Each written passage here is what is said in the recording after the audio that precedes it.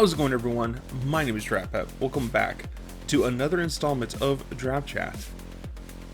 So, in my early 20s, I moved to Oregon. I was just outside of Cottage Grove, about like 2 miles outside of the city limits, which sucked. Like I couldn't really get a library card because I had to be within the city limit to get a library card. I don't know why. They just wouldn't give me one. And it was also hard for me to find a job because most of the jobs in Cottage Grove want you to be inside the city to get one. So, not only that, but Oregonians really don't like Californians, all right? I was moving up to Oregon from California. So, there was already a bit of a stigmatism directed at me for, where I was born. But there was one person who hired me on as an extra pair of hands for their farm. And this guy, I don't want to blast his name out there. He unfortunately is no longer with us. He's passed away. But he gave me a chance, and he pretty much did a lot of things. He was growing his own Christmas trees. He had his own pumpkins, and he baled hay. He sold these things. So I didn't really have to do much with the hay. I was mostly supposed to stack the hay. So where I was living, I was in a trailer park just right outside the highway, right? Like you leave the trailer park and there's the highway right there. So I was riding my bike to this place. It was like about a mile, maybe a mile and a half of a bike ride. And I had to like travel up alongside the highway. It was like a one lane back and forth, right? So like one lane out, one lane in. And it was sketchy. It was not fun. You do not want to be going down there at night. So I would ride my bike a decent mile. It's like I feel like I'm telling like, oh, back in my day, I had to walk in the snow to get to school. Like I had to ride my bike a mile on the highway to get to work, okay?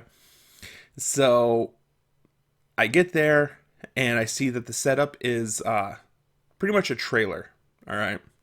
I have to stand on a trailer, and there was a device off to the side that had these hooks. So the person in the truck would pull the trailer and drive over the hay bales, and these hooks would hook into the hay and pull it up. And then my job was pretty much to catch the hay and to pretty much put it in position on the trailer so it wasn't going to fall off.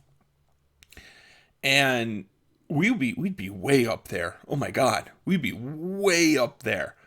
We were at least 5 or 6 stacks up, and this is on top of a trailer too.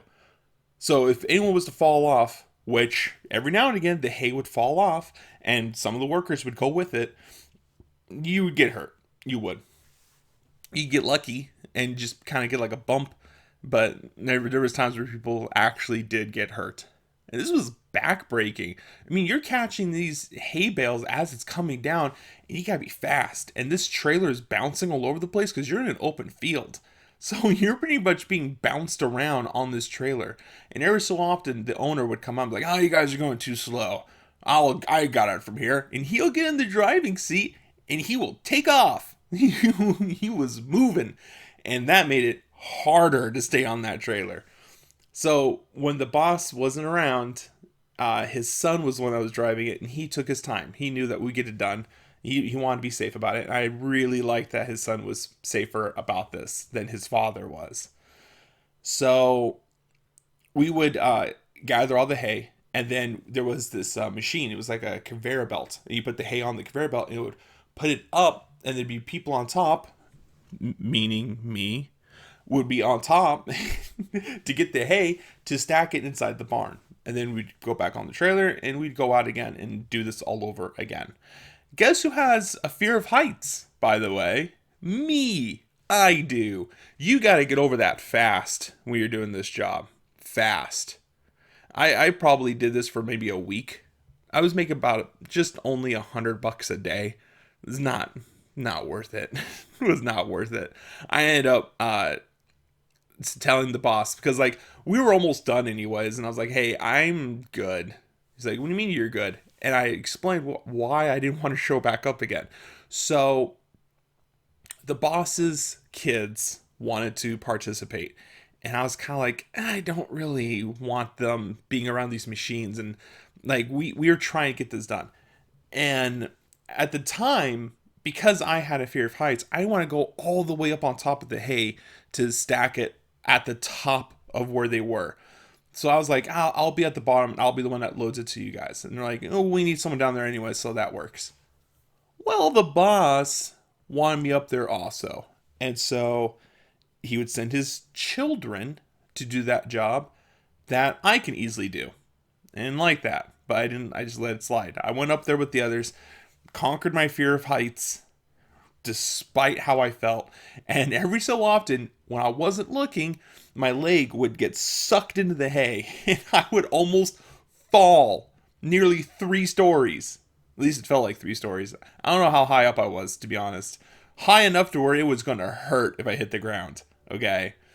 So that was one issue. The second issue, I didn't like that the boss kept coming out and making us work faster when we were doing just fine. Now that he's coming out here, we've got hay falling out of the back. We've got all these injuries now. And he would leave, and he'd leave it to us to clean it up. I didn't like that either. So I pretty much thanked him for the time, but I wasn't going to do it. He understood. He gave me my last $100 for the day, and I went home. A few months pass, and he calls me up again. He goes, hey, I need your help again. I don't want to do hay. I got a better job. You're going to help me build a gate. All right, I'll help you build this. So I go out there. All we had to do is just pretty much pick up these panels and, put into position and get them nice and attached. Well, every so often, I would be like, we got a lot of screws and nails hanging around. And so what I did was I took like a magnet. I was kind of going around collecting all the nails and screws. And he got mad. He's like, what are you doing? You can't be doing this. I'm like, well, if any tires go over these, they're going to puncture. They're going to get destroyed. Don't worry about it. Well, the owner of the house heard what I was saying and was like, hey, I want him to do that. He has a point. I don't want my tires to get punctured by these nails. So then this guy looks at him and goes, oh, I was just telling him that, yeah, he could do that. That's fine. And the owner luckily overheard everything. It's like, no, I heard what you said. I want him to do this. And the owner of the house paid me extra, like gave me a little, incentive to be like, hey, you know what? I'm glad that you stood up to your boss like that. Here's some extra money. I'm like, all right. But after I finished the gate, that was the last job I did I did not I did not go back to do any more jobs, which was fine because he didn't really have many more jobs until the winter when Christmas trees were going to be cut and carried off. But looking back, I'm sort of glad I did those jobs because it gave me an appreciation to like what hard labor was. Up until then, I thought I knew what living day to day was like. No, I had no clue. I had no clue. Not until I was helping construct a gate around someone's house and having to bale hay. That was rough, man. That was really rough. And it did not pay very well either. But I think back on it a lot. I do. And if I could do it again, I might not. I might not have agreed at all. But the thing is that, you see, my dad was the one that was working for this person. And he needed extra help because there's a lot of people who were quitting. No one wanted to work with this guy. So I was mostly doing it as a favor to my dad. I was like, yeah, all right, I'll come out there and I'll work on this. But I told him, I said, never expect me to work for that guy again. He goes, oh, come on. Just this one job. Like, no, all right, I'm not building a gate. Come on, just this one job. All right. I'm kind of bored in this trailer park anyways. All right, I'll go out there. Horrible mistake. Horrible mistake. Oh my God. But I'm still glad I did it though, because like I said earlier, it gave me an appreciation I didn't have for people who do those jobs, and now I get it. Now I get why the people that work those jobs are just angry. Job sucks, man. I can't blame them, honestly. The job sucks, and the pay's terrible. The pay's really bad. They should really give me paid more. They really should. I'm speaking from experience. Okay, $100 a day is not enough. But that's gonna be it for this installment. I would like to thank everyone for tuning in.